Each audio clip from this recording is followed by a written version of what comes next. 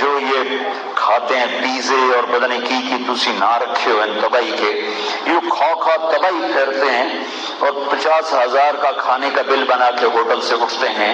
اللہ ان کو بتانا چاہتا ہے کہ تمہارے کچھ بہن بھائی ایسے ہیں جنہیں ایک لقمہ روٹی کا نصیب نہیں ہے، جب ان پر بھوک آتی ہے اور وہ بے بس اور بے قرار ہوتے ہیں تو انہیں یاد کرو تمہارے اندر احساس ہمدردی پیدا کرنا ہے، اس لیے تمہیں بھوکا رکھ رہے ہیں، کیونکہ عام طور پہ بھرا ہوا پیٹ یاد نہیں کر سکتا کسی بھوکے کو، سامنے ٹھنڈا پانی پڑا ہوا اسے پیاسا یاد نہیں آ سکتا، انسانی فطرت ہے، جلدی بھولتا ہے، اور پیسہ جیب میں آ جائے تو انسان اپنا آپ ہی بھول جاتا ہے، اپنی اوقات بھول جاتا ہے۔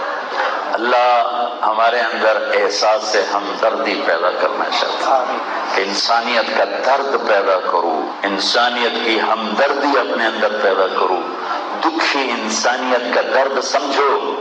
میں قربان جاؤں میرے نبی کی آنکھوں کی ٹھنڈک نماز، لیکن آپ نے فرمایا جب میں نماز میں ہوتا ہوں تو مجھے کسی بچے کے رونے کی آواز آتی ہے، عورتیں آتی تھی نماز پڑھنے کے لیے، پیچھے عورتوں کا حصہ تھا تو کوئی بچہ بھی اٹھا کے لے آتی، چھوٹا بچہ، آپ فرماتے جب مجھے کسی بچے کے رونے کی آواز آتی ہے میں اپنی نماز مختصر کر دیتا ہوں، بچے کا رونا برداشت نہیں ہوتا، ماں اپنے بچے کو اٹھا لے، یہ ہمدردی میرے نبی نے سکھائی، حالانکہ آپ کی آنکھوں کی ٹھنڈک نماز، اور آپ اتنی لمبی نماز پڑھتے تھے کہ پاؤں پہ ورم آ جاتا تھا، اور اللہ نے کہا میرے نبی کتنی لمبی نماز نہ پڑھا کریں، تھوڑا مختصر کریں، ما انزلنا علیک القرآن لتشقی، اتنے لمبی نہ پڑھیں کہ آپ تھک تھک کے بے حال ہو جائیں۔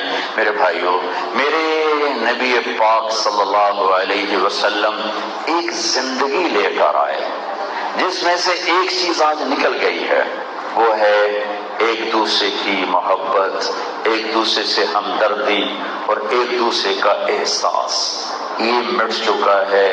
روزہ اس احساس کو زندہ کرنے کا ایک عمل ہے، اور اس کی بیس انسانی ہمدردی ہے۔ تو اب عجیب بات ہے، نماز پڑھو جنت، ذکر کرو جنت، حج کرو جنت، تہجد پڑھو جنت، زکوٰۃ دو جنت، تلاوت کرو جنت ملے گی، روزہ رکھو تو کیا ملے گا؟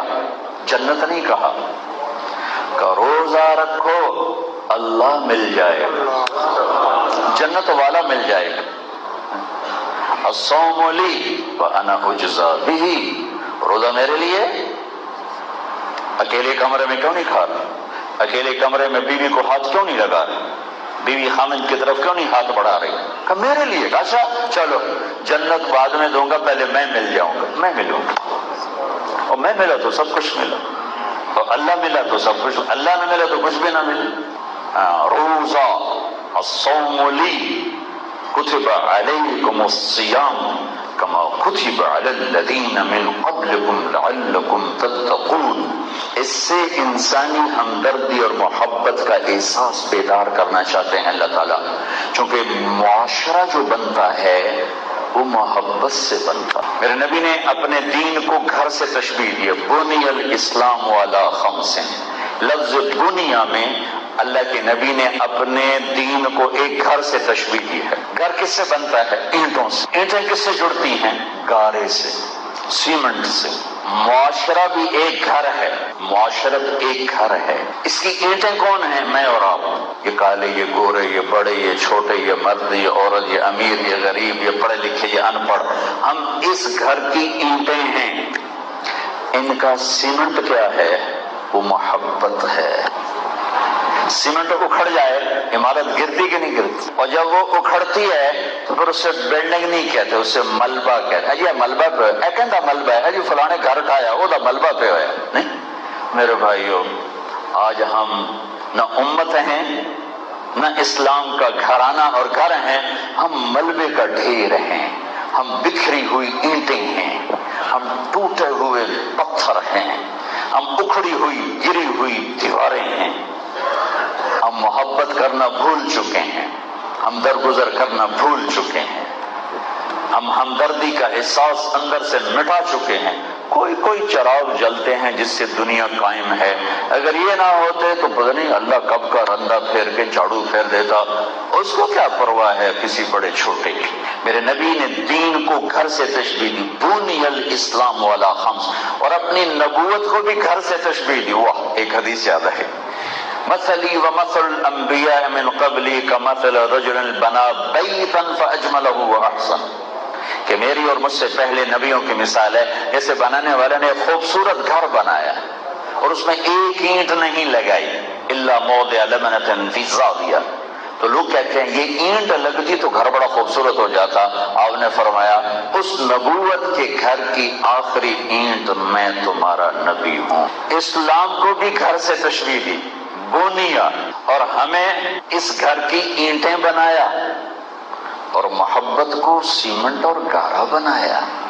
آپ کی پیدائش ہے 571 عیسوی، جب سے نبی آنا شروع ہوئے ہیں پہلے 550 سال ہیں کوئی نبی نہیں آیا. پہلا لمبا وقفہ ہے، کوئی نبی نہیں آیا. اور پھر آپ نے 611 عیسوی میں نبوت کا اعلان کیا، تو پہلے 600 سال ہیں کوئی نبی نہیں آیا. 1.25 لاکھ نبیوں نے جو گھر بنایا تھا تن کا جوڑ کر اسلام کا، اسے شیطانی ہواؤں نے اڑا دیا، اڑ گیا. تن کا ہو کے انسانیت بکھر گئی. تو میرے اللہ نے کہا اے انسانی تنکوں کو اکٹھا کر کے، ہمیں تشبیہ دی تنکوں کے ساتھ، ہمیں تشبیہ دی ہے تنکوں کے ساتھ.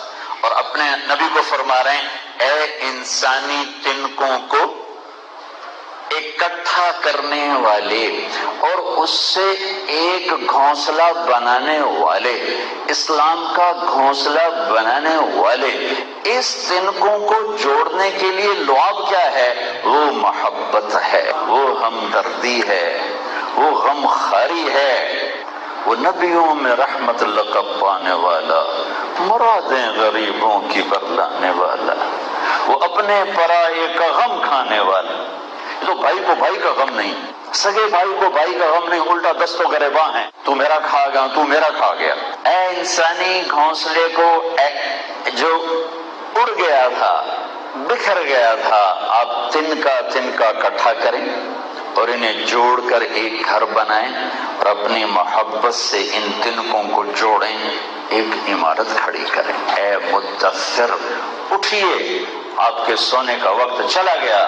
اس پر آپ نے کہا تھا خدیجہ میرے آرام کے دن گئے، میرے اللہ نے مجھے کہا ہے کہ میں لوگوں کو اس کی طرف بلاؤں. کون میری سنے گا، کس کو بلاؤں؟ حضرت خدیجہ نے عرض کی آپ سنانے میں پہل کریں، میں قبول کرنے میں پہل کروں. پہلے ایمان لانے والی عورت خدیجہ، اس لیے کائنات میں پہلا سلام نبیوں کے بعد حضرت خدیجہ کو آیا. خدیجہ پہلی ہستی ہیں.